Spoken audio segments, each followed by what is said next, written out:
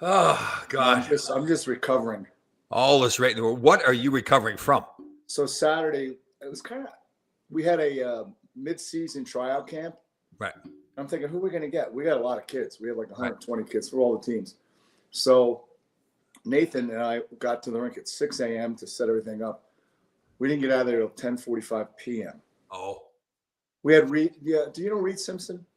I know we don't know him that well, but I know who he is. Yep. Yeah, so he's a pro scout for Philadelphia, and he works Yeah. for the program.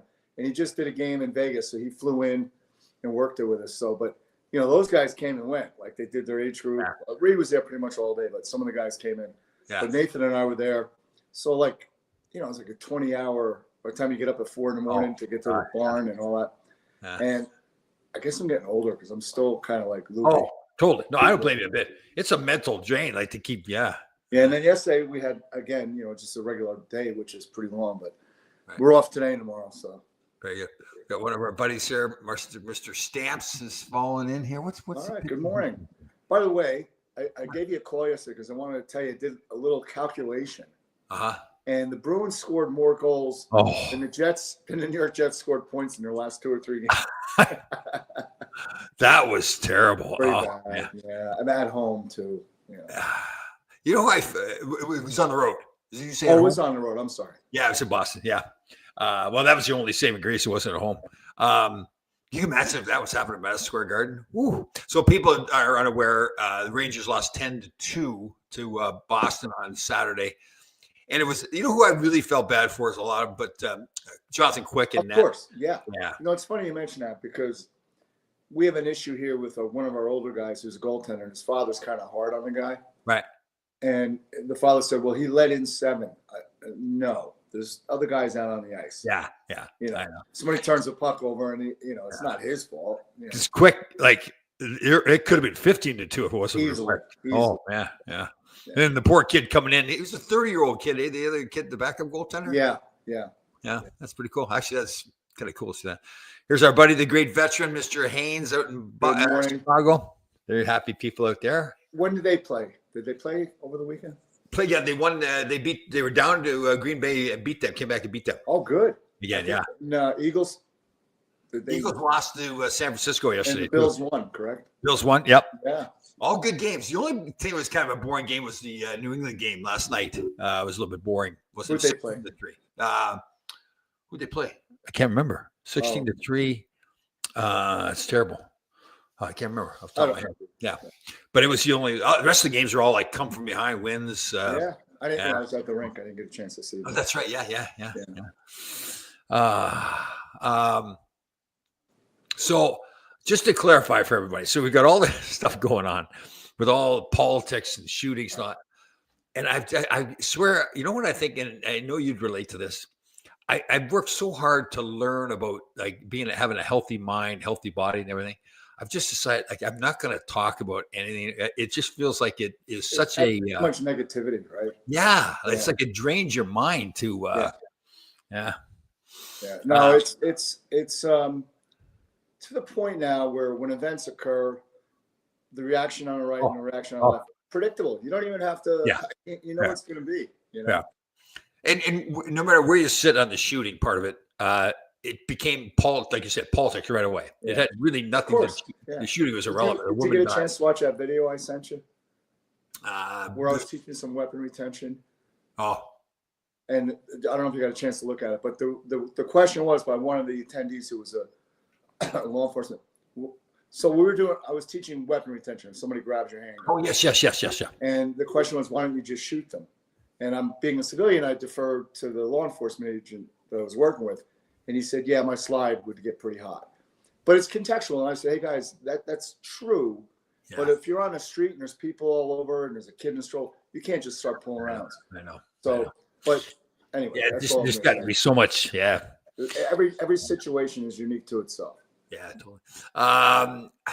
Again, doesn't matter what information Susan's passing to us. Again, we have to go by the 26-second rule. I should have a timer ready. I know.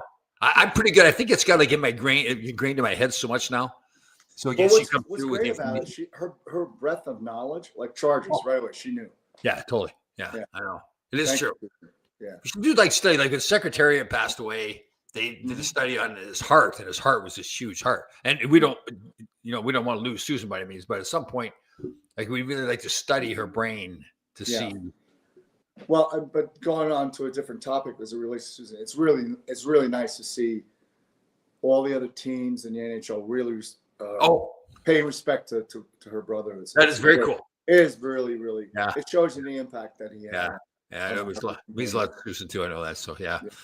And for a guy, I know we said this before, and I mean this is a very good way especially for a guy who wasn't like Mr. Buddy all the time. He'd call people he called out it like he saw it. Yeah, and that's what you want out of a reporter.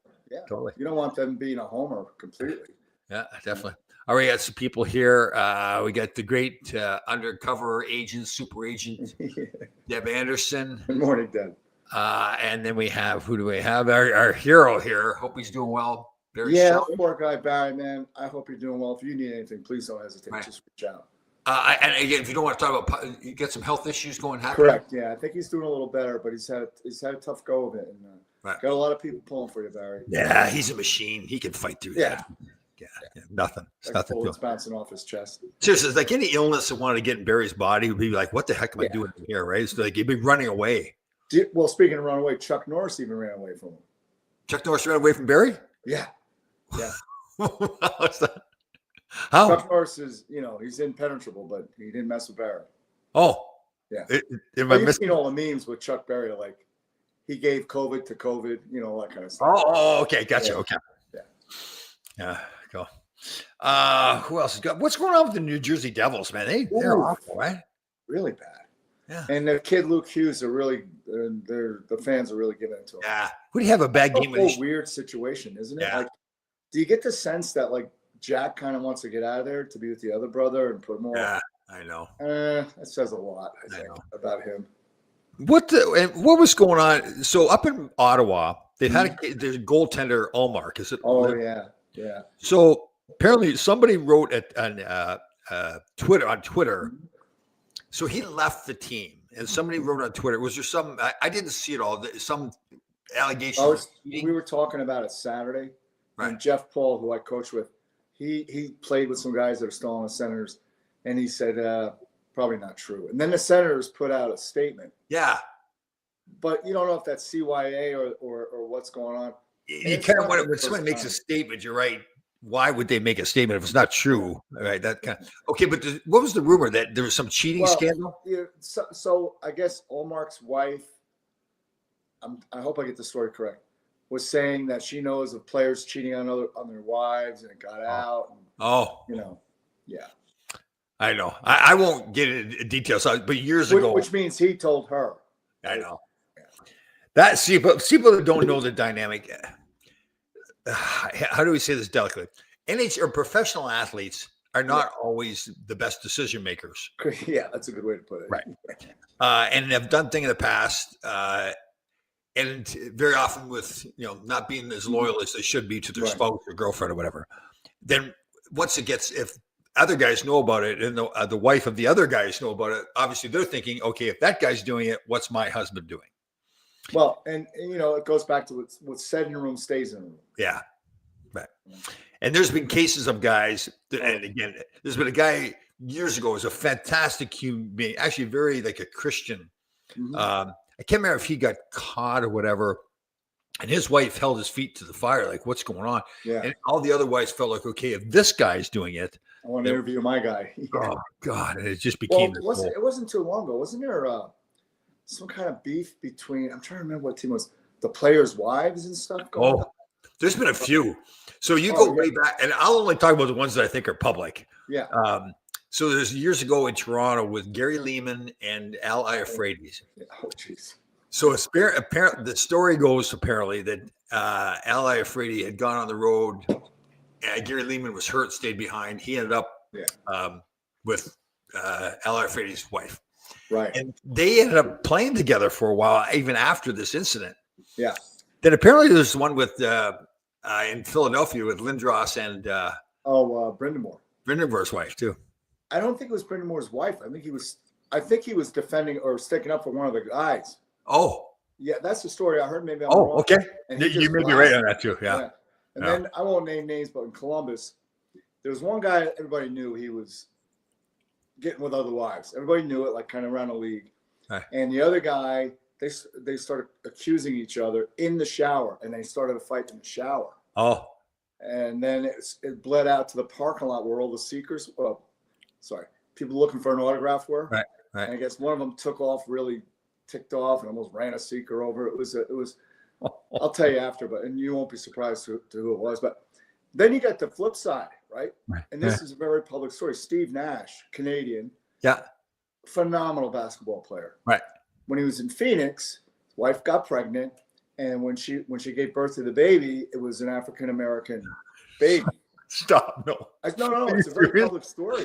I know. It's terrible. And it happened to be his best friend on the team.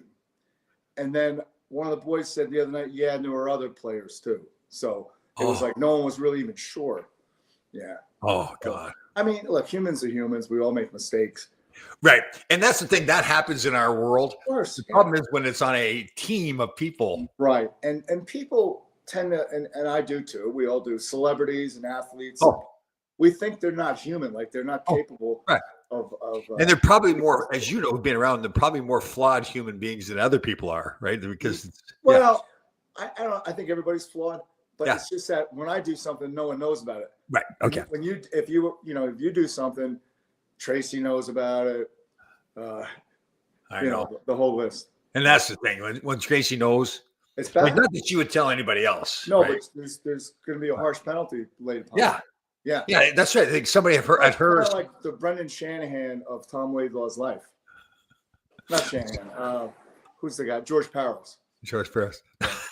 By the way, when he mentioned Brendan Shanahan, you start talking about. There's another one. He married his best buddy's Craig Janney's wife. Yeah. Yeah.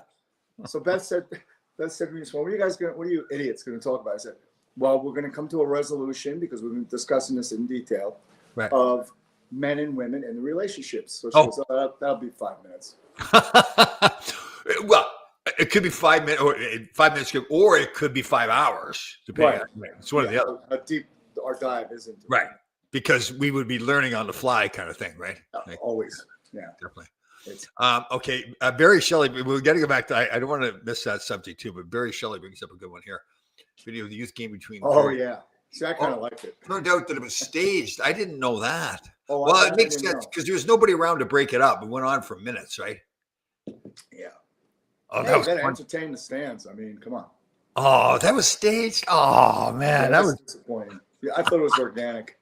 Yeah, that was hilarious. So I'm telling you, because who would think? I explained to somebody in the gym on the weekend. They had seen the video, and I said, "You don't know how funny it is because typically these kids go out in the ice and it's so cute. You know, they're playing and everything. Yeah, puck hits a stick, they fall over. Yeah. Did I send you the video in Russia where they take the nets and they put them together and have kids inside? Oh. And I can't understand what the coach is saying, but all of a sudden they start just going at it. I mean, these are like 5 and 6 year old kids. Oh, is that right? So that's a Russian daycare center. Relationships. So, where did we leave that up? We were really talking about the whole the communication part of it, right? Understanding each other, right? So, as you know, when you get on Reels or whatever, the algorithm, once you start watching something, just keep coming. So maybe our discussions, me doing research, now I get a lot of these Reels discussing that particular topic. Mm-hmm. And even women are saying that women need to understand that men aren't women. Idiots. Yeah. Well, they're idiots. And they're definitely don't, like, they just don't think like a woman. Oh, no, we never will. We probably don't think at all in some cases. We don't think at all. Yeah, exactly. Yeah. Oh, God. Beth, you want to chime in with anything? No, you two are hopeless. She said, no, you two are hopeless. Well, now, that's an interesting point. That if we would just, maybe men just need to recognize we just don't get it. We are hopeless in a lot of ways. We're hopeless. Yeah. Right. And the only thing that's healthier for everybody, like in a relationship, just to admit, Beth, I admit I'm not going to get it. You need to guide me, put the leash on, guide me through life. I'll be fine. I'll listen to what you tell me, give me some treats now and then, and I'll be fine. Right. So it's like the gym. Like you have to consistently go to the gym. Yes. And the minute that you fall off from going to the gym, your body goes to crap. With- Just Exactly. Like a relationship. Is Yeah. that the same thing? Yeah, absolutely. Yeah, good. Right, Beth. Fantastic point by Beth. Okay, so if women think that they're going to give us one lesson and that's going to last for a long time, 5 minutes. no. Right. It's every day in that gym. Right. Yeah. You Doing want to your have a good, right. You want to have a good relationship. You got to have work on. You want to have good abs. You work on your abs every day, right? Abs Yeah, are built in the kitchen. every day, Beth does 400 abs. Right. Yeah, I got to start Right. doing 400. Yes, Okay. dear. All right. That's Right. really good to know. Okay. All But- right. Right. But Beth, I'm not criticizing you in any way. I'm really asking a serious question. Do you think this is something women don't know already? Like, see, for us as men, we would think that they would understand we're stupid. Yeah, no, women don't realize that because Oh. women are different. Like, I feel like you tell a woman something, she like logs it in her database and Under a file. you know, under Yeah. Okay. you know, this is what I need to do, and that's it. But yeah, yeah. Okay. Yeah. It's But- like, oh yeah, But It's you don't. like- it's like you don't. it's like Right. abs. Yeah, like over and over and over again, or it all falls apart. Okay. But you don't think women have gotten to the point where they just acknowledge, listen, I love this man, but he is stupid. I was there like 10 years ago. Oh, okay. Yeah. But in a very loving way. It doesn't have to be that, like, he's got so many other great qualities, It's fantastic like a personal. dog. Could be stupid, but you love it. Yeah. Right? It's just You're okay. pet. He's incredible. I love him. I can't wait to be with him. All that. But when it comes to particularly relationships, he is a rock pile. Rock pile. Yeah. Okay. Yeah. See, So women- I think to try to pretend that a man's going to get it, like when a woman starts venting, like I think this is my take on it. When she wants to vent, if she actually thinks that the guy is really listening, yeah, it's a slippery slope. yeah. Yeah, Right? no, the bending is the win for the guy. The venting is the win. The bending is Bending. the win for the guy. Oh, okay. Because you know, like I feel like the minute I start to bend, he's like, "Oh, good, I don't have to do that Yeah. anymore." Oh, okay. That's Yeah. So important to that's know. why women, you got to stay like steel. Yeah, steel, Well, iron, yeah. whatever the strongest alloy is out there. All right. You're bending. Okay. So you establish whatever it is, and it's different for everybody. So you establish the rules, right, of how things are going to go. Correct. And if the woman feels like, okay, if I give in now, we've established the rules. If I now bend at all, now that open, because the poor guy doesn't know what he's doing. He's like that little puppy dog. Like he doesn't know the difference between chewing an old slipper and a Or new a slipper. new one. So if you let him think that he can now chew the new slipper, now he's going to be chewing the slippers all the time. Right. Correct. Okay. Yeah. All right. Got it. So, do you Wanda Sykes, female comedian? I don't think I know her. She's a black woman. She's very funny, Oh, and she's lesbian. She came out, but before she did, part of her act was, guys will be like, I say, can you do the dishes? Oh, I'm really tired. I've put that in a file. Then we get in bed. He wants to get. Oh, you got all kinds of energy now, right? right. Okay. See, that's another thing too. The whole, how do I say this without being too offensive? The whole use of sex in a relationship. Mhm. Do you think it's kind of used as a tool? Not by everybody, but some people can use Some it. people. Yeah, both ways. Yeah, Yeah, both ways. Yeah. Okay. I think we got it. I think Beth just Totally. Yeah. But again, we'll have to be refreshed next week. Oh, we need it all the time. It's just like a woman could say, "Hey, I want to talk to you about whatever," and you're thinking, "I really want a cookie." That's what's going through your head. Right. Yeah. Okay, so now Danny brings up a point here.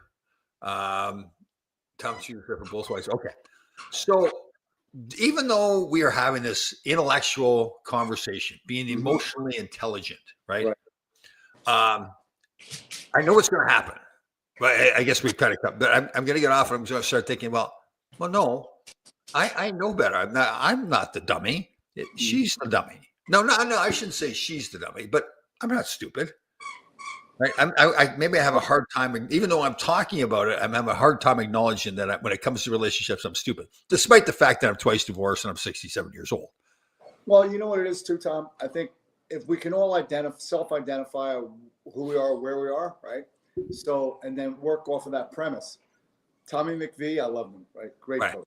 Right. And I won't name a player, but the guy was trying to do too much practice. He says, listen, you're a drummer. Stop trying to play the violin. And I think that's what, as men, we have to realize what our limitations are and work. Right. Yeah. Okay. So you think we should always strive to get better though, or just like, yeah. Right. Yeah. Okay. Yeah. But stay in your lane. Well, you don't give up who you are, but you the biggest thing is this, in terms of my relationship, but they're all different. I have to really work on acknowledgement. Yeah.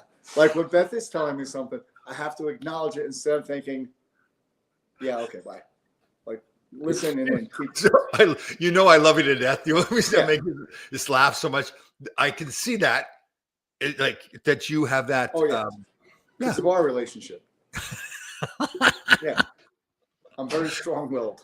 Yeah. Well, yeah, but I think I've noticed you believe. So you have studied a lot of things. You have a lot of knowledge. So if I say something, your immediate instinct, and this is goes back to the relationship thing, is you want to help. You have information you want to pass on to me. Yeah. So you're waiting for me to complete my sentence, somewhat, and then. And then I can tell when it's coming. It's like, so. And I love you for it. You know that. I just think it's yesterday, I was given all weekend with each group of kids. I would give a little 15-minute seminar or talk on nutrition, right? And so about halfway through with the older group yesterday, one of the kids raises his hand and said, "Yes. So how long have you lived in New York?" I don't realize my accent is so strong. Oh. You know, like I don't hear it, but I don't. Everyone out here does. Yeah. Oh. Yeah. That's funny. Here's what William Haynes' wife is now watching too. Oh boy. Maybe we should get her on the show, get her opinion on it. Absolutely. Yeah. Right. Huh. This is valuable stuff. Like as much as people have studied it and the book comes out, like Men Are From Mars, Women Are From Venus. Do you think people like us even having this discussion now? Do you think people really have it? That was written by a doctor, I think, right? Was it? I think the man that wrote that book might have been a doctor of psychology or something. Right. I think. Right. But experts, they got to talk to real people. They got to talk to Beth. They got to talk to Will's. Totally. I know. I tell you, when I get online and I see people say, "Well, this is the way you got to do it," like, yeah, right. There's a woman on Instagram. She pops up every once in a while. Attractive older woman, but I just went through the toughest year of my life. Oh. And, blah, blah, blah. And you look at her, you go, how tough can your life be? You're in the background, you see the pool. I know. You know, and all this kind of stuff. Oh, when I hear people talk about, things are so tough and everything. Oh, yeah. God, it's a beautiful world. It is. It's what you make of it. Right. So my son and his wife, my oldest son and his wife, she's pregnant, due in April. Now, do you know if you're having a boy or a girl? Girl. I find out in 2 weeks. Oh, 2 weeks. Okay, good. I'm almost like Sean. Don't tell me. I want to be surprised. I know. Yeah.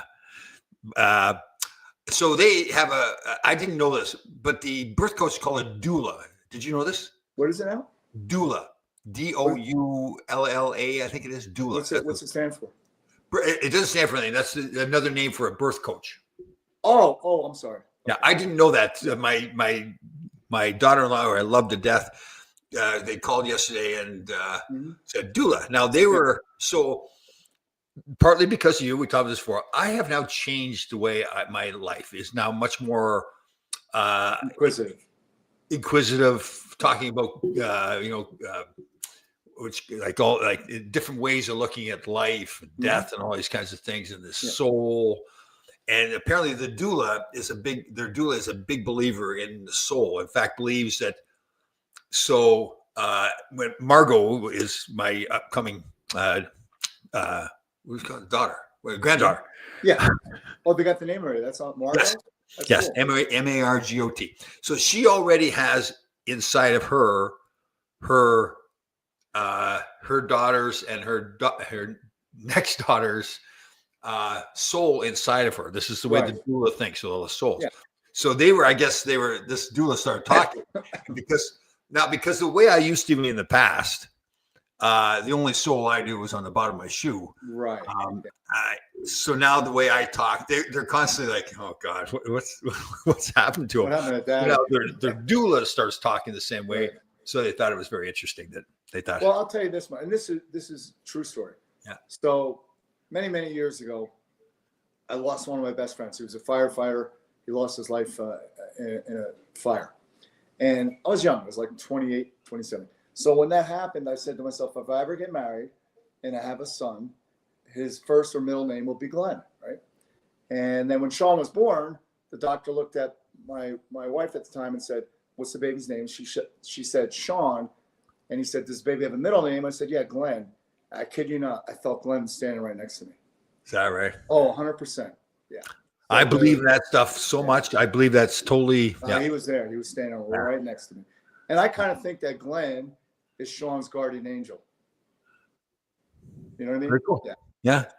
You know what's interesting too? That a discussion the guys in the gym he's always in on the weekends. So we get into very deep philosophical discussions now and everything. And we got into start talking about stuff like in the past, I always felt it's either, if God created us or if there's a Big Bang theory, where did God come from? Or where did the small little atom come from that created the big? There already had to be a start to something. Yeah. And I said, but what if that's just not true? That's the way we think. Well, yeah. Yeah. So I said, and he was very adamant. He's a very successful guy, but he's no, this is the way it is. I said, well, okay, yeah. How do you know that's the way it is? And pretty much everything he said, that was my answer to him, because I really believe. I said, we really don't know these things as fact. He says, well, no, it's factual. I said, well, who told you that? Were you there? Yeah. Were you there? Yeah. So I just kind of feel we're not equipped mentally to understand. And maybe there's a reason, but that's where, if you have faith either way, then that's what you totally go with. It's, what do they call it in quantum physics? It's called the observer effect. Right. That I think it stems from the double slit experiment where they send the neurons everything through. So I guess the concept. So they do this experiment where they have a single slit and they send all these particles through the single slit, and when it goes on the other side, it comes out in the pattern of the single slit. But when you have a double slit and all the particles are sent through, it is random, right, until somebody looks at it, and then it becomes something. Yeah. This is the concept. So that's why the theory is now that there is no wrong answer. Everybody has their version of the truth based on what they're looking at. Yeah, and so I read a book years ago called The God Particle. It was written by one of the physicists who was on the Manhattan Project during the war.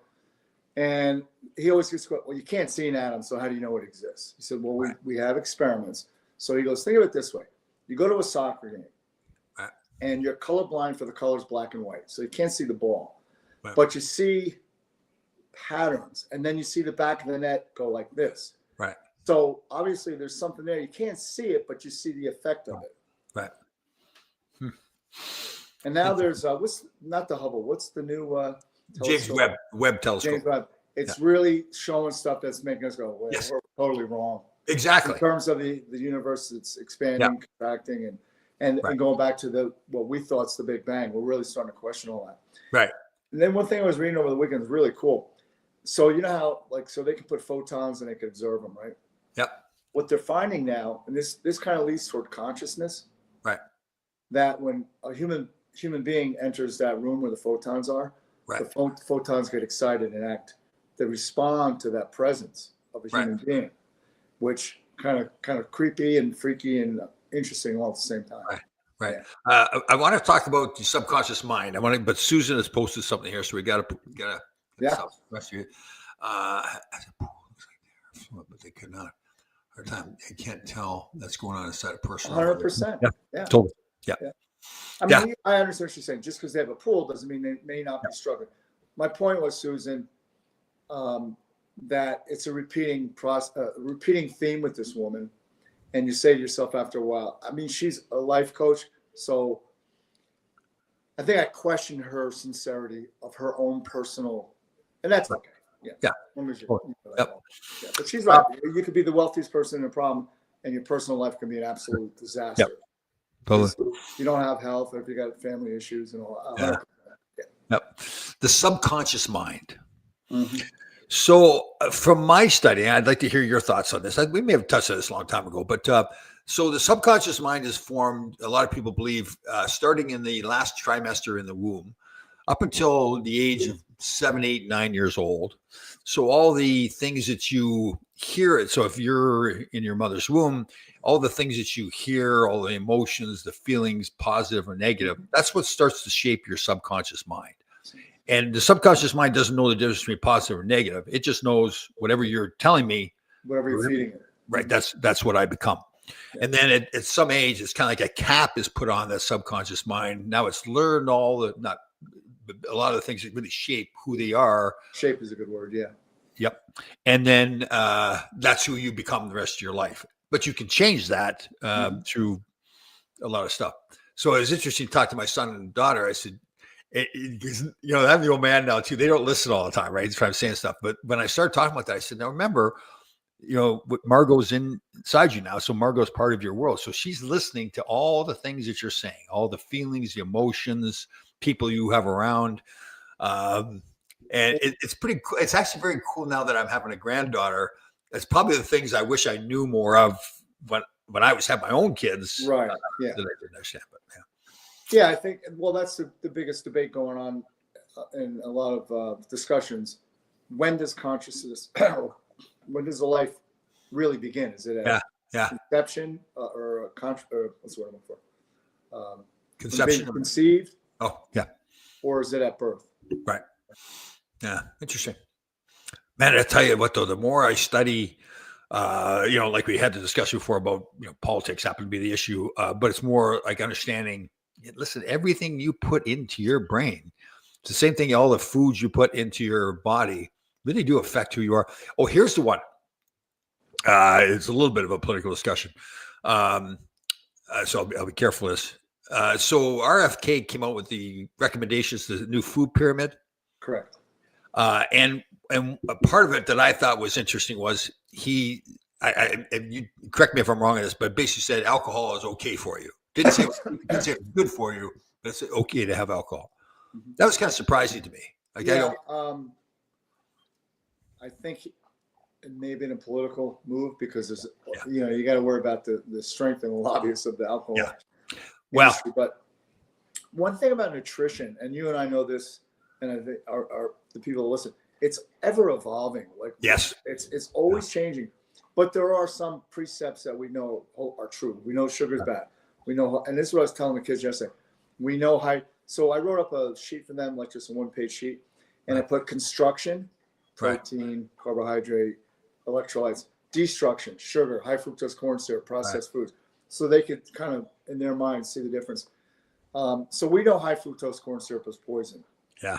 And and the red dye number 2, so Kennedy's doing a good job. He's trying to remove that from processed foods because over in Europe they don't allow it. Even in Canada they don't allow it.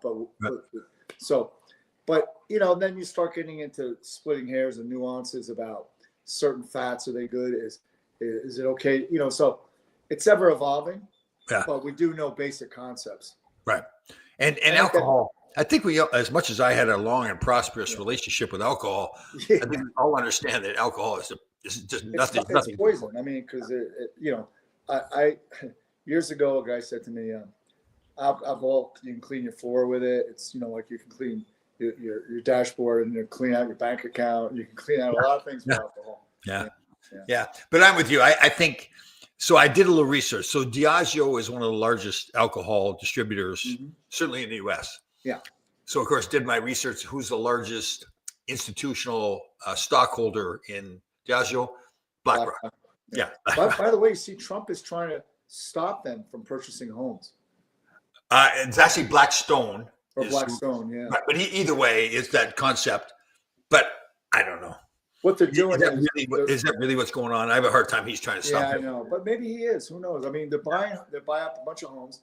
Right. They self-buy them at an inflated price, and then it brings, Yeah. And I think isn't one of the concepts that they want to get everybody renting homes instead of Yes. buying them because they're in Yeah, control and market. if you think about it, how many young people starting off now because it's so expensive can buy a home? They have to rent. Yeah. Yeah. Yeah. Now they just crank up the rents and I think when you're older, like my age, why would you want to own a home? Just rent. I mean, you're not gonna be around for 30 years to make money on it. I know. Yeah. If you're going to own a home, it's with the idea that you're going to own that By the time home. you're like you paid off in your 40s or 50s, Right. And now it's increased in Now, value and all that. Yeah. Yeah. hot water heater goes, landlord. I know. I'm like that too. Even my son and daughter, I said to them, and again, they're much more stable. They're in one spot. They bought a home, fixed it up, and they're probably going to be there. Family. Yeah, they're probably going to be there for 20, 25 years, raise your kids there and all that stuff. So, but yeah. Let me see here. The great Danny Erickson. What does he have to say? Because my daughter's depression and autism, I have a different kind of relationship with her. Her affection towards my wife and I are pretty non-existent, but my wife and I are still smiling. Yeah. Well, that. Right. Yeah. And you know what, Danny? From what you say and what you've told me, you're doing an awesome job. Yeah, totally. Incredible job with your daughter. Yeah. And it's, and this is easy. Well, I was going to say it's easy for us to say. I'm sure for Danny and his wife, it's an ongoing. It's hard. Right. It's hard. You love your daughter. But try to look. I had some teammates who had kids with disabilities. Mm-hmm. And again, they acknowledge how hard it was, but they also acknowledge that there's like a special gift to them as well, right? It's like a whole different. Yeah. It's about really switching your mind and saying, "Oh, poor us." Right. It's about like, "Wow, we've been given a gift here," right? Yeah. I had a friend of mine years ago. His wife, unfortunately, was pregnant, and she was working in the garden. And if you get exposed to cat feces, I think it's called toxic plasmosis. Yeah, I've heard of this. Yeah. Yeah, and unfortunately, the daughter was born blind, deaf, the whole thing, right? Right. Crippled. And I went over there. The boys were like little, like 6 and 8 years old. Right. And they were going to go see the baby. She was probably 3 or 4 then. And they described she's an angel, right? He and his wife explained to my children that she's different, but she's an angel. Yeah. So that, as a 6 and 8 year old child, it's hard to understand what's going on. Yeah. Yeah. And they, again, this was a long time ago. They started taking her to New York, and musicians like big time, like the guy from Fleetwood Mac, and they would volunteer time and they would play their instrument and sing, and they were able to get responses from these children right. that were up to that point were not getting any response from any kind of therapeutic. So it was really cool. I know. In fact, Deborah, I'm sorry, but Deborah, remember the show 48 Hours? I think it was called. Yep. Or whatever. Deborah Norville went up to my friend Gary's house and did an interview with him, with his wife and the child about this program they were doing in the city. It was really cool. I'll tell you what, I know you're talking about, but I'm so much more of a believer now. And you don't want to be disrespectful to doctors and everything, but they're very clinical, right? They've studied. Well, they know what they know. Yeah. And they'll say, okay, this is the way this child's life's going to be. Yeah. And I think it's what we're learning is in the case like with your friend there is, okay, that's what they're saying. But why can't we try something different, right? Correct. And yeah. I've been asked to put on a presentation in a couple of weeks for a investment banking firm. Mm-hmm. Actually, they're from France. It's a French company. And one of the things they want to have me talk about a lot is reinventing yourself and really thinking outside the box. So I've been doing a lot more, preparation for it. And the thinking outside the box thing is really interesting, right? Where there's so many examples in life where we're just told the same thing all the time. This is the way it's going to be. Many years ago, I went to a Christmas lunch, and the speaker, this was in front of probably a couple hundred people, and the speaker was, he actually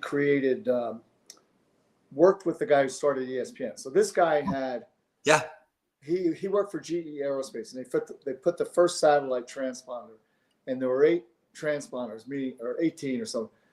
Anyhow, so he gets a call from this guy. He said, I have an idea. I want to talk to you about your transponder. And he said, hey, with this transponder, if I do this, could I, with my TV channel, I'm thinking of like 8 hours a day. I said, no, it's 24/7. Like your cable, right? It was ESPN. The guy who started ESPN. Yeah. But his whole point was that guy who started had no money. Yeah. And he said, then he tells a story. He goes, then there's this other guy that I know because I worked with him, who had an idea about these turtles. They lived in a sewer. The boss was a rat. They ate pizza. They had the names. And he went to like the biggest toy companies, Mattel, Hasbro. Here they all went, man, get out of here. You're crazy. Yeah, yeah. He went over to the Middle East and hooked up with somebody from one of the Middle Eastern countries who had money.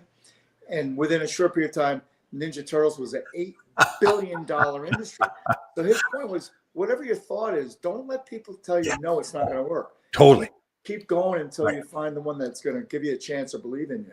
And don't do it halfway. Like if you have a passion, if you have a belief, you got to give it everything. Even no matter how many people are laughing at you or whatever.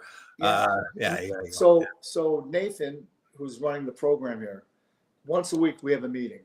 And so like, for instance, it's a coaches meeting. So one was like, I don't know, resiliency was last week. Kevin Collier put it on. Now Kevin's story was he played 14 games for the Islanders, and on his 14th game, he went to hit a guy, and the guy shifted, and Kevin went into the glass in the end and broke his neck, ended his career, right?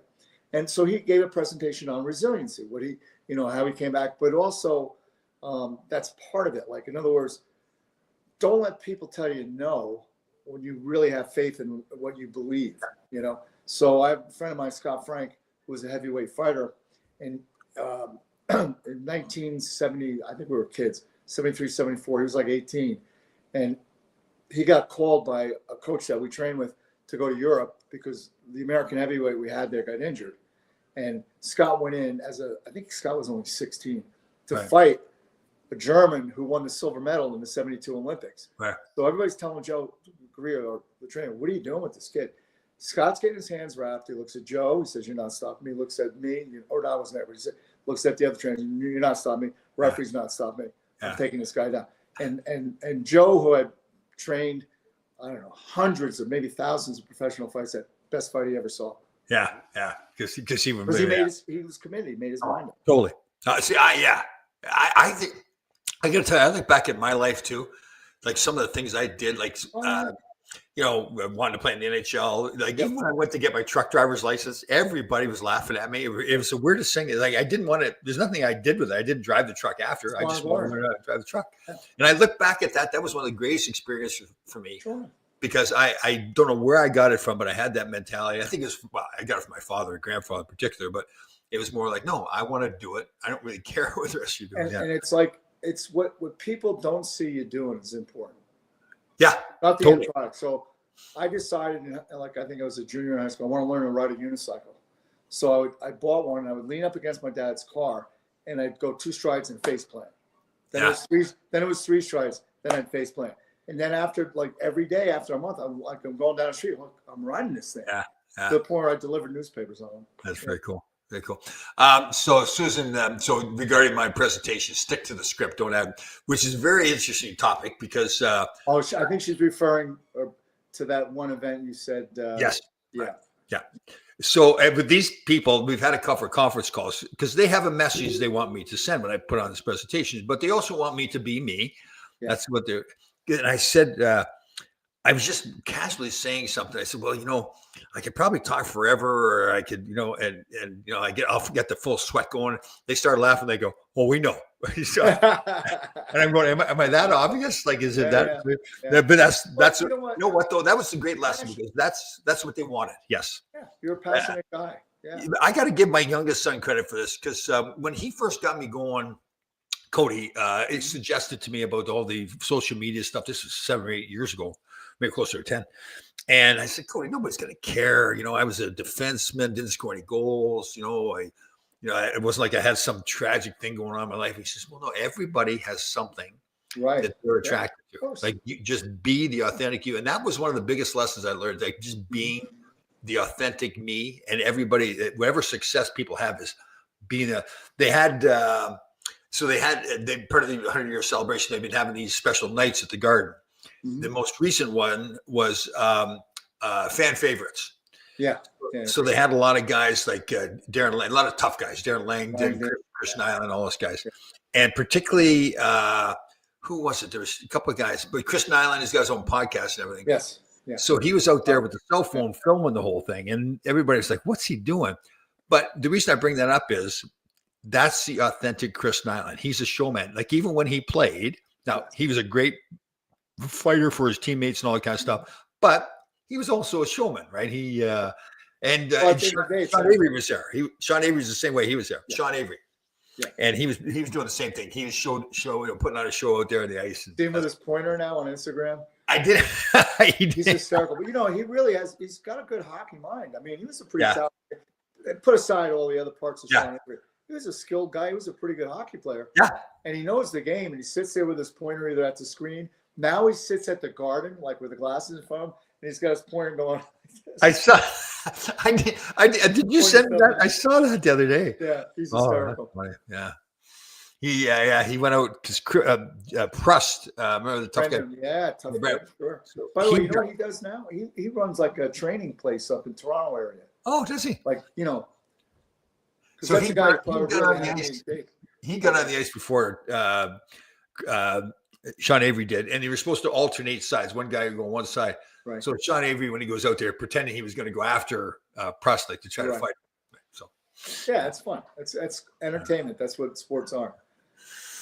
yes, they've got. I guess what do they get? They've done like 4 or 5 nights like that. They've all been surprisingly really cool stuff. Good stuff. Yeah. Yeah. No, They that- had- and so- Go ahead. I think I read Netflix is it Netflix or Prime's gonna do a documentary on the New York Ranger history. Oh, is that right? Yeah, yeah. I'm sure I'll be starring in that. Oh yeah. Without a doubt. Yeah. I'm surprised you haven't got the call. You know what it is? Maybe they want to do it like when they come and interview him. It's like a real surprise, like a They live. might catch it. Yeah. Right. Yeah, yeah. Get the Somebody real Tom reaction. Laidlaw. Yeah, the real Tom Laidlaw. That's Yeah. right. What else was I going to mention to you? Something about the whole. Oh, they did a really nice thing. So Steve McDonald, the former police officer who was shot, and they had this special award for him. 5 guys were there that had won it: Adam Graves, Jan Erickson, Ryan Callahan. Ryan Callahan, Yeah. a couple other guys. So they made a special, and it was a surprise presentation to Steve McDonald's wife.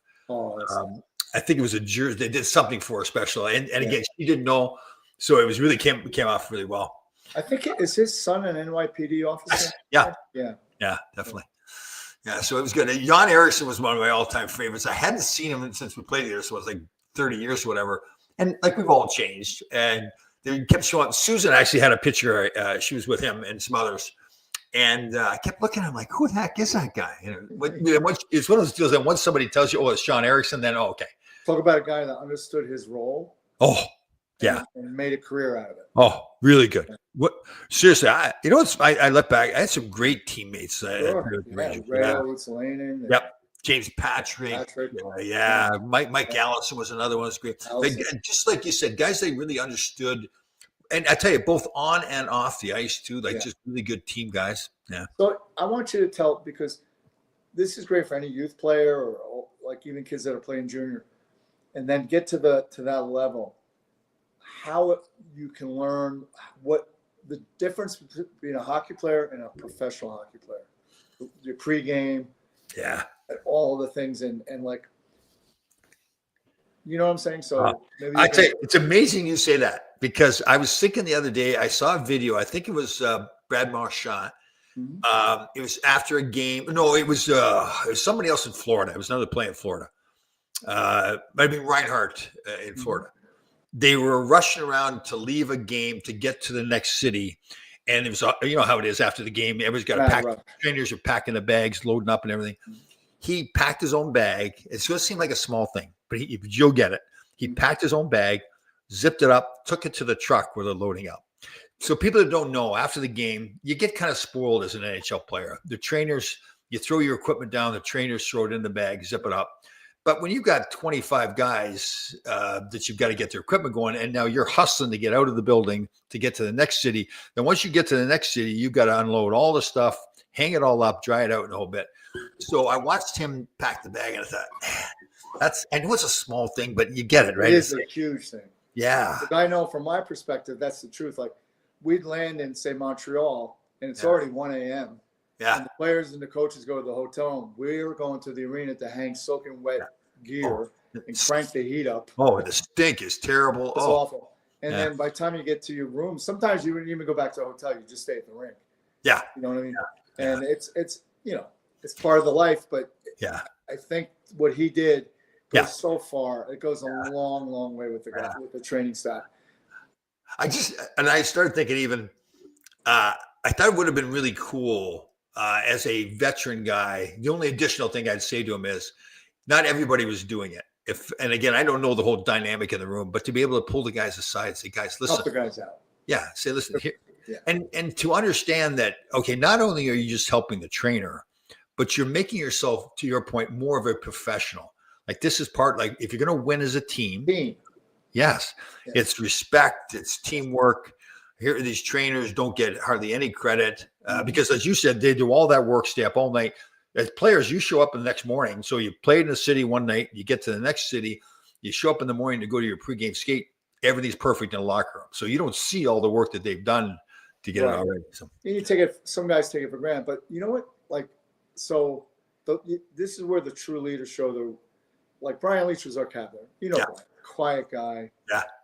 You know, not very demonstrative, but he led by example on the ice. But off ice, the same thing. Like he treated us, the staff. Yeah. Tremendous. Yeah. And you know what? There was one time we were in Tampa. We just got done playing, and we're about the same size. He's a little bigger than me, but he said, "Hey, can I borrow your shirt?" Because the owner, Dolan, was flying him up to Connecticut from Tampa on his private jet because his brother Jack, I think his name is, was getting married. Oh. So he was flying Brian up, and for whatever reason, he didn't have a clean shirt, so I gave him mine. And then, you know, a week or so later, I got a couple brand new shirts. You know, but what I'm saying is, it's that whole thing. Like, even though I'm just a strength guy, I'm part of the. He makes you feel part of the team and the winning and so everybody kind of buys into it. And then we didn't make the first round, so I don't know. Well, and this is unfair too, but a guy who I think is like a really good player, like Austin Matthews up in Toronto, for example. And they put the C on his jersey. And I was having a discussion with Walt Kyle. Yeah. So Walt Kyle, people don't remember, I played with at college. He was assistant coach with the Rangers when Mark was there. Tremendous guy, like a real character guy. And we were having this discussion about today's game, and it's changed. It's nobody's fault. The game's changed, culture's changed. So now we used to have a dress code that we didn't have to have a dress code. It was just understood. You go to a game, you wear your suit and tie. Now they don't have a dress code. And Austin Matthews is one of those guys that I just don't think he quite gets what it is to be a pro, right? Or a leader. Yeah. A leader, definitely with a leader. And I just don't think it's him. It's not like he's a bad guy. He's just not a leader. He's a great player. I think they gave him the C to more. Hopefully the leadership would come out of him because they gave him the C. But they had a picture of him. And again, it's one picture. And apparently it was him walking into a game with a pair of jeans on and a T-shirt, and it looked awful. And it's just, again, we don't even know if it was the truth. Maybe it was to a practice, but it just made him look terrible. So, well, if you go through your career, was every captain the best player on the team? No. It was the best guy for that position. Yeah, totally. Yeah. Not all the time. I mean, in general.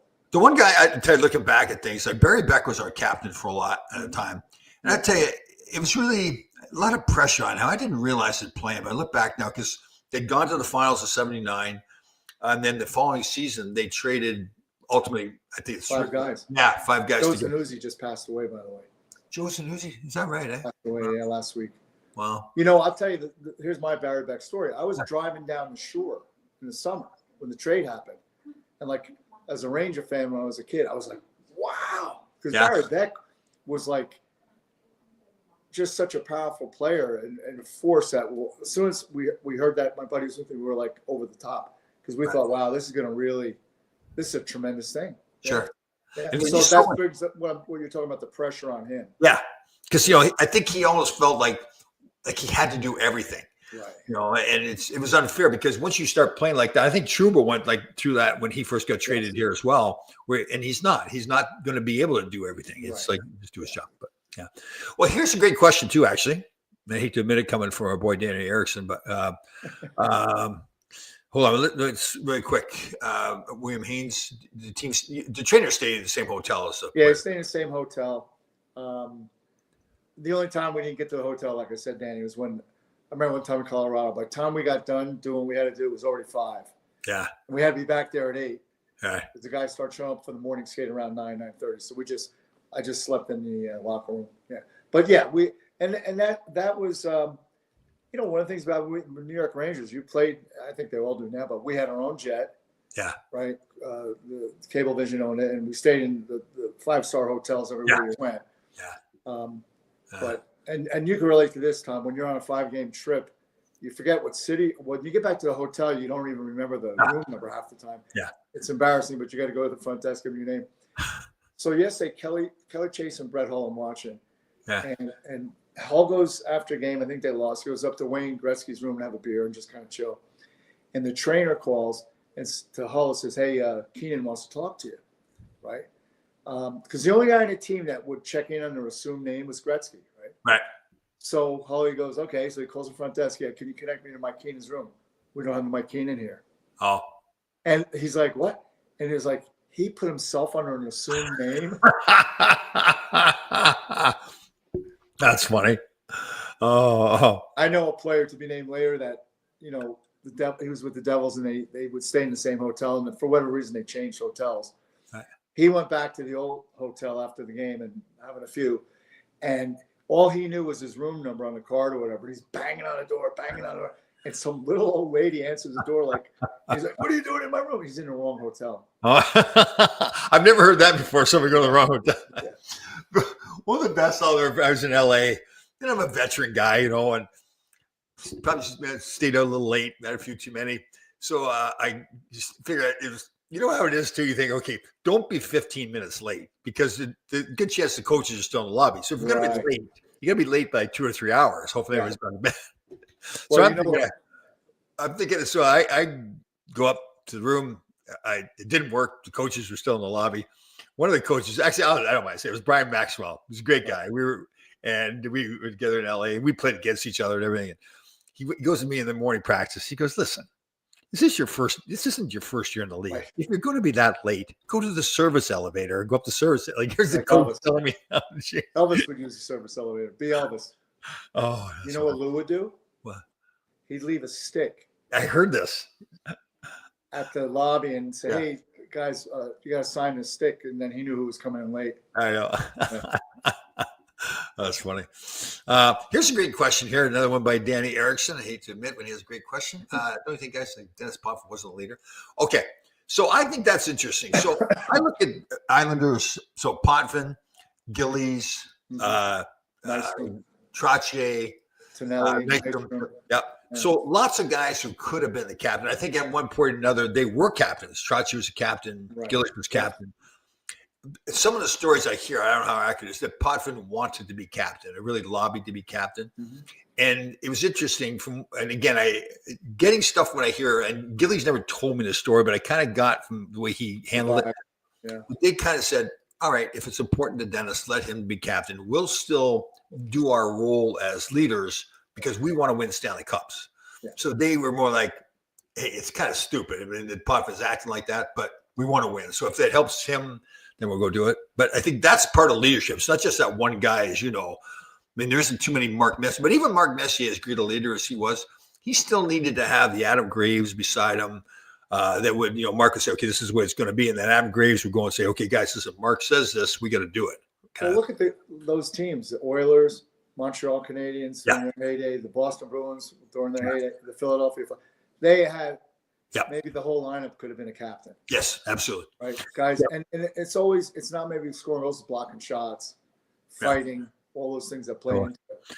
Yeah, you think back at Montreal Canadiens, like Bob Gainey was captain, but there was Larry Robinson was there, and Sir Savard. There, Guy Lafleur. Yeah.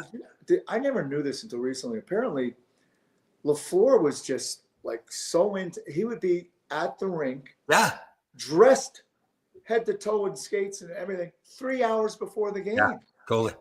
Yeah. I heard that. I didn't know that. I always thought he had this attitude, like I'll show up whenever and play. But yeah, I've heard that. Apparently, he went hard too. Like he was up all night. Yeah.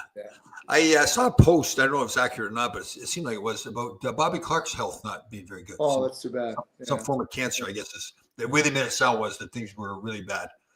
I mean, I hated him when he played for the Flyers. And, but he, you don't want to. And yeah, definitely. I love him for what he did to Karlamov.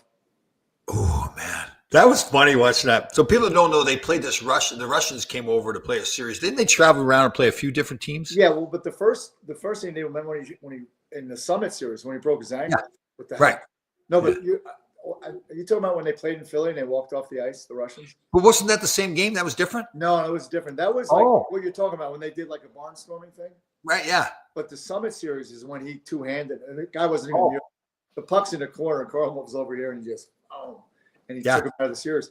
But you know who so when they went to Philly, I think it was 72, 73, Ed Van Imp. Yes. I mean, they were just brutalizing the Russians. It was like Right. it was criminal what they were doing. Yeah. And Yeah. Russians walked off the ice. Yeah. And I guess someone from the NHL said, if you don't go back out, you're not getting paid. Yeah. They came out right away. Yeah. They came out right away. Yeah. That's funny. How about the World Juniors, the big brawl when Theo was in it and all those guys? Yeah. Yeah. Yeah. That was a famous brawl. You know, it's interesting now. And I think this is a real big compliment to the U.S. program. So remember years ago, Canada could have maybe not as talented a team, but they would win because they had this heart, like we'll fight through it, gritty stuff.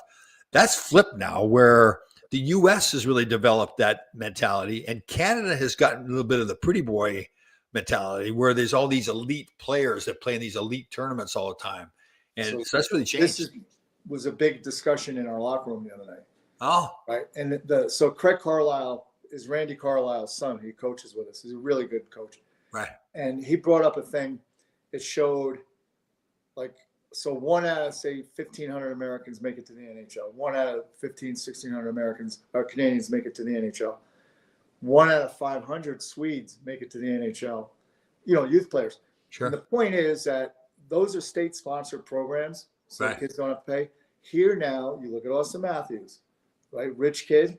You look at the Hughes brothers, rich kids. Celebrini. It takes like sticks are $400 a whack now. Yeah. So how could a farm boy who could play in the NHL get there if he can't play? Right. Can't afford to play. Yeah. And this is what's happening with Canada now. You're getting all these. Oh, yeah. Mike Comrie, Yeah. His dad was wealthy kid, yeah. right? Yeah. Did you play with or against? I'm sure you did. Timmy Higgins. Played with him, against him. Yep. Yeah. Say like I don't think he grew up, but his wife was like the daughter of what's the biggest paper in Canada, the Sun, Toronto Sun. Oh, I didn't know that. Yeah, Oh. so he was like, if I play, I play. If I don't play, I don't play. You know, what's the difference? I remember when I got in the agent business, I had this mentality where if I saw this kid from a rich, Peter, yeah, I'll walk on. Yeah.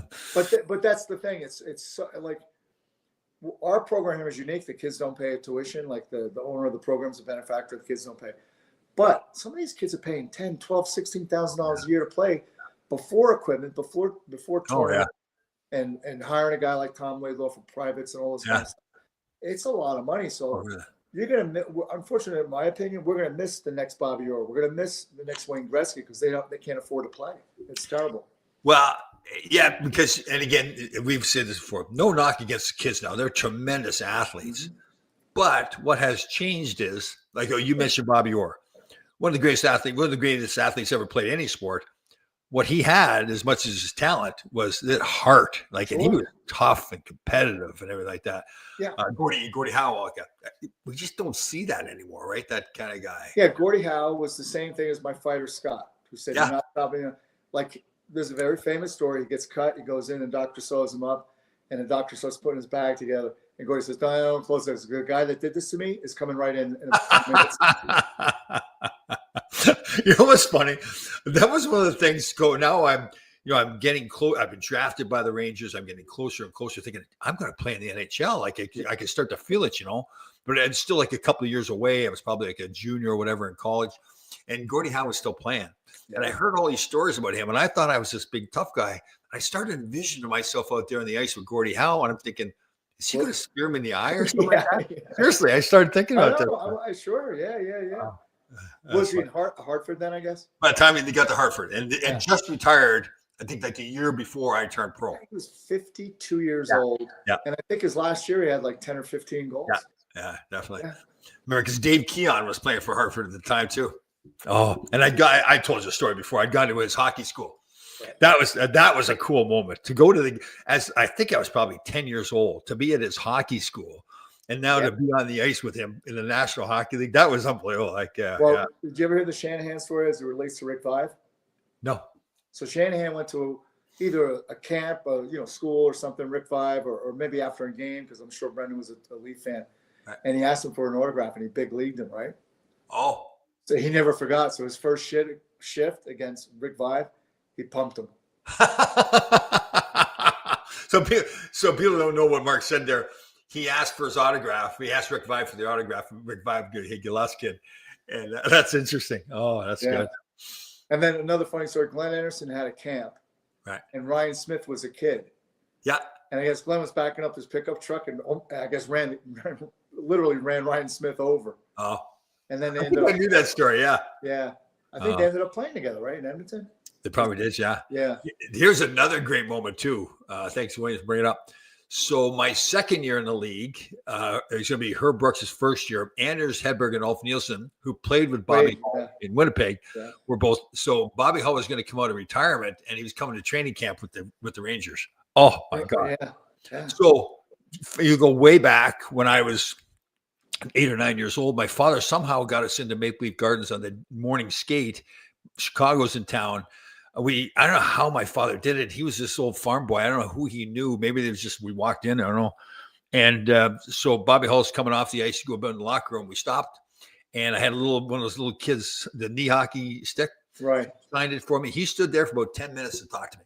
And I'll never forget that. Like it was, it made a big impression on me, because I think it's part of the reason why when I see kids, I make sure I speak to them, because I remember how much that meant to me. And then, so now you fast forward to 1981, we're going to training camp. So we have like pre-training camp skates here in Rye. We go out for lunch after, and Bobby loved his beer too. So we sat there for about 4 or 5 hours. We had lunch. The lunch took half an hour. We sat there, literally, there was 5 or 6 of us just sat there and listened to him tell stories. Yeah. The whole time. It was amazing. Yeah. It's something you can't even describe. Yeah. Or totally. put a price on. Yeah. Yeah. Here's another one. Now that you think something, I'm glad you mentioned that. So my sons, I don't know where they got it, but they're a tad stubborn, and think nothing's going to bother them, right? No emotion, So Shane, the oldest one, is having a baby. I'm trying to be gentle, but I'm trying to say to him, okay, do you think you're not going to cry or anything like that? You think you're not going to get emotional? And he's, no, what do you mean? What are you talking about? It's my baby. I'll be fine. I said, we'll wait and see. We'll see. Yeah. Because I said to him, back to like the Bobby Hulls and the Davy Keons. Yeah. When you're a kid, you see them on television, but in your mind's eye, they really don't even exist as a human, right? You know what I mean? And then we were in LA, and Rammer was the trainer that year. Was Olympic year. He was a trainer for Team Canada, and Gretzky was in LA because when he signed with McNall, part of his contract was that he had lifetime season tickets for the Kings, right? So he was there, and he came in to see Rammer, and the whole staff, me and the equipment guy, and everyone. He took us all for lunch. But when he came in, it's like I had seen him one time in the Garden briefly, but it's like he's a human being. You know what I'm saying? It's kind of weird. Totally. I don't know if you understand what I'm saying, but totally. Oh, I remember. One of the things I was really legitimate. Leading up to becoming a pro, I'm thinking, am I gonna do these guys wear like gold underwear? I swear to God, that's one of the things. They can't wear the same underwear that I wear. It was the weirdest thing, because as an athlete, you're just so used to going to the locker room. You got to take your clothes off. You got to put your gear on and everything. So you're thinking, there's no way Phil Esposito wears the same underwear I do. Right. When he goes, I was so weird, because I'm in the locker room. I'm looking at Phil's underwear. It's the same underwear that I wear. Exactly. Yeah. It's a weird stuff like that's the weird. When we made that trade for Eric, right? Because we had heard, so many stories about him being a bad guy and the family intervening and all this stuff. When he came in, I was really kind of cautious. Nicest guy ever. Oh, I know. Really nice guy. He was almost like a little kid. I remember I met him one time after the game. Yeah. Because of 9/11, we had to move training camp from the Garden back up to Rye. Right. So you remember upstairs, Tom? Yeah. I had to hand carry all my equipment up there. Oh. All the dumbbells, all the bikes. Yeah, it was that was my workout for the day, man. I was blasted. So when Eric came in, I had everything lined up, like all dumbbells in line, stuff like that. I said, so what are we doing here, Eric? He goes, not weights. I go, why? He goes, I get too big. I said, okay, I got it. Oh. But my point is, I was a little bit intimidated because it's Eric Sure. Lidrow, and he was so cool. He just was like, Mark, you tell me you're the boss here. Yeah. Here's good. I saw him after a game. He'd had a bad game, and it was I was heading up, getting to an elevator or whatever. It was kind of in the back of the garden, and he was sitting there on the stairs all by himself, kind of like hanging his head. Yeah. And we'd met, but it was like he knew him, and he was like leaning on me for advice. And he was like this little kid, vulnerable little kid looking for advice. Yeah, and very generous guy. Oh, that's Susan. That's what you're thinking. Yeah, it's just yeah. To be honest with you, I was kind of wondering myself. I know, but that's why it was so weird to me. I agree. It was even weird to me that I was thinking that way, but it was one of those thoughts I got in my head. It's like, there's just no way he can't wear the same underwear I'm But wearing. like you said with Eric, when they come up and ask you like an advice question, you go, wait a minute. Yeah. You're God. Yeah, I know. Yeah. But isn't that one of the things you learn too, that there's nobody's better than you, and you're not better than anybody else. Like everybody is. Well, and it's those little compliments so we were in San Jose, and after the morning skate, for whatever reason, it was just Mess and I, and it's Mark Messier. You know what I mean? I'm on the ice with Mark, and I have a warm-up drill, and he did it. He goes, I really like that. And I'm like, you like something like that? You know what I'm saying? Like, it's true. Like, you're Mark Messier. Yeah. Right. And then you come to realize, like we said, hey, listen, just because they're like Herb Brooks was a fantastic coach, but he was not a perfect human being. Maybe, right? No one is. Yeah. But so I was telling, I forget who it was, one of the guys here, the Freddie Shiro story in Philly with Bob Kelly, Bob Houndog Kelly. Oh, yeah. I guess he didn't think that Kelly, we were getting enough out of him, right? So he skates up to him, and you played for Freddie, so he's kind of like he didn't say much, and when he did, you're like, what was that? So he skates up to Kelly. He says, what'd you have for breakfast? He goes, what do you mean? No, what'd you have for breakfast? So he goes, I had bacon and eggs. Why? He goes, that's just it. The chicken made a contribution to your breakfast. However, the pig made a commitment and skates away. It's funny. It is true because like I even watch like general managers now in the NHL, and no disrespect to them, Right? But they're men. Like sometimes they're revered as these brilliant hockey guys. They're making these. They're men. They're like they do the best they can. They're getting paid a lot of money. They've got kids to put through school like anybody else. So they want to hold on to that job as long as they can. That's not a bad thing. That's just the way the world works. They're making money. So and this also kind of brings us back to the coaching and the systems and all that. And we were talking about this the other night. At the end of the day, it's a pretty simple game. Oh, yeah. Yeah, just get deep, work hard, put it in the net. Yeah. Like, and I can see it's kind of evolved into this, but they have like 15 coaches now too. Like there's a skills coach and I heard, and again, I like Sullivan as a coach a lot, but he got it. I think this happens when maybe the team's not going well, and you're going to feel pressure, right? So they started asking him questions about preparation. He went on to these very detailed descriptions of the training methods and everything like that. But and again, I'm gonna sound like a grumpy old guy. Yeah. But it's skating, shooting, and passing.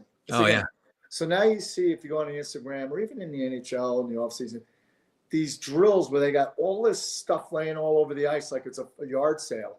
Yeah. Right? You got to flip the puck over on your backhand, salsa, blah, blah, blah. You do that in a game, you're in the third row. I know. Yeah. And just the fact, a skills coach, these are NHL players. They're the best players on the planet. I know. And that's the one thing when I was briefly with the Patriots, Bill Parcells said, Mark, your job is not to improve these guys. These are the best players in the world. Your job is to maintain what they have. Right. And that's stuck with me. Like, all right, just design a program that their conditioning level stays maintained. Yeah. And you're right. You look at, you go back 75 years in the National Hockey League, and it's, again, it's great to have this nice, pretty team that plays during the league. But if you want to win a cup, the formula to win a cup has not changed in 75, maybe 100 years. Yeah. You've got to have enough talent. You got to have goaltending, and you got to have guys that will just do anything to win. Right. Yeah. Play through anything. And that's, So. But even if you look on Instagram, just regular training in the gym, Now you see guys standing on a Bosu ball Oh. with rubber bands hanging from them and all I this know. kind of stuff. And it's I like, know. I know. And I even get caught in that sometimes too. Like, oh, I see all this new stuff. I'm going to try that. Then after a while, I go, what am I doing? I had a kid years ago play for William, a good football player, played for William and Mary, Division I. Yeah. And he was tight end, big kid. First time with me, never met me. He was referred to me from someone else I trained. Comes in, and I'm standing by the squat rack and platform, and he comes over and he's got his weightlifting belt. I go, what's that? He goes, what do you mean? I go, what's that? It's my belt, my weightlifting belt. Oh, you wear that under your uniform? He goes, no. I said, you're not going to wear it here. And then he understood where I was going with this. Like, don't rely on it. We're going to train. And his lifts went up. Yeah. Because now he's understanding it's a core, it's stabilizing muscles and all that. Yeah. But it's the same thing. This stuff's not laying on the ice when you're playing the game. I know. Yeah. Right? And Reed and I were talking about this the other night. Like your third line and your fourth line, if they can keep the other team below the dots and not score, you did your job. Because you're just frustrating them, you're pounding them, you get a piece of them every shift, right? And understand that, and you're going to be productive. And even though it's not showing up on the stats, but yeah. Totally. Well, that's the big thing too, is that getting the guys to understand that, okay, and I think this happens sometimes with the Rangers where it's Broadway, right? It's MSG Network, it's selling out Madison Square Garden. Totally understandable. It's a whole different animal. Sure. It's the guys that help you win aren't necessarily going to be the guys that people come into the building. I can't wait to see Tom Laidlaw play tonight. It just, that wasn't the way it was. I had my job to do, and it was very valuable to the team, but most fans wouldn't understand what I was doing out there. Well, there's two things I see with New York right now. I think the league ruined Rempe. I think they destroyed that kid. He's afraid. He doesn't know what to do out there now. I mean, he knows what to do. He's afraid to do it because every time. But I think he's got the broken thumb right now. That right? could be part of it, but even the physical, like on a forecheck and stuff, because he's hitting guys. Not his fault. He's 6'9". The guy's head is there. Yeah. They call it an elbowing, but no, it's not real. But so there's that, and then Sean Avery with his pointer. Yeah. He's like, why is Sam Carrick fighting when it's 6-1? Yeah. Should have been when it was 2-1 or 3-1. It's not Carrick's fault. Right. Yeah. I know. Then I guess the flip side is, like, if nobody's fighting, then we're going to say, well, nobody cares, right? No one cares. Yeah. But I understand what Sean, and he loves that pointer. Yeah. Yeah. I guess, you know what? And I'll be very honest with this. I have a hard time taking advice from Sean Avery based on the way he played the game. Well, yeah, true. Yeah. Yeah. But to your point, doesn't mean he doesn't know it. It's just my vision. My vision of Sean Avery is this non-team guy. Yeah. No, not a team guy for sure. All right, brother. So you're going to Team Avery. You're going to Cornwall next? No, this weekend we're in LA. The Ontario. following weekend, Cornwall, Quebec. Is that Quebec or is it Ontario? I don't even know. Cornwall's Ontario. Yep. Ontario, and then back out to Boston the following week. So it's going to be kind of zigzag across the country. Is this pretty much the end for trips for you guys after? No, I think we have Denver and Boston one more time in February. Yeah. Oh, Denver Boston for sure. Yeah, perfect. All right, brother. Good to see you again. Always. Fantastic. Everybody have a fantastic week. We'll be back. Well, are you available for a podcast next week then? Yeah, because I think our flight home is until 5. We have a game later on in the day, so I should be good. Because it'll be 7:30 in LA. Right. You can kind of maybe say to Nathan, who's running the show, hey, this is Nathan. I have a podcast to do with Tom Laidlaw. Nothing stops it. Yeah. There you go. All right, man. Take care. Talk to you. Love you, man.